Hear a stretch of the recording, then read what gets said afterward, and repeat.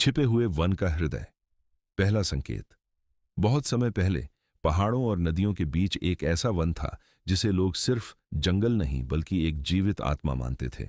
वह वन सांस लेता था, सुनता था और अपने रक्षकों को चुनता था। उस वन का एक युवा रक्षक था, आर्यन। आर्यन बहादुर था, शांत था और जंगल के हर रास्ते को पहचानता था। लेकिन वह अभी तक यह नहीं समझ पाया था कि सच्ची शक्ति केवल लड़ने में नहीं बल्कि बचाने, समझने और क्षमा करने में होती है।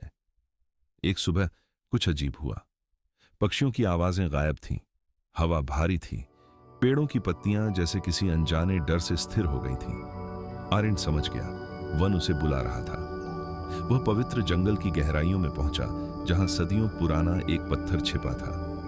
जैसे ही उसने उस पत्थर को छुआ, उस पर बना प्राचीन चिन्ह अचानक सुनहरी हरी रोशनी से चमक उठा।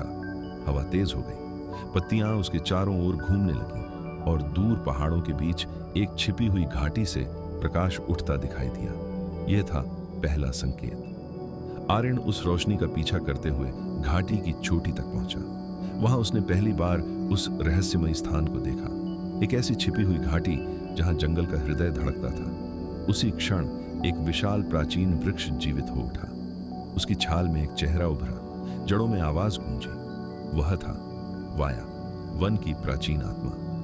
वाया ने कहा, वन सबसे शक्तिशाली को नहीं बुलाता, वह उसे बुलाता है जो उसकी आवाज सुन सके। उसने आर्यन को एक भयानक दृश्य दिखाया। पेड़ जल रहे थे, नदियां काली पड़ रही थी, गांवों पर राख बरस रही थी और उस विनाश के बीच खड़ा था एक छायामय योद्धा, वेयर।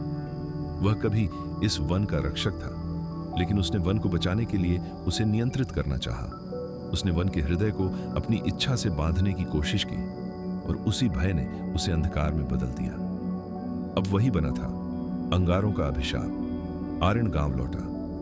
नदी किनारे बसे उस छोटे से गांव में वैद्य इला ने आसमान से गिरती राख देखी।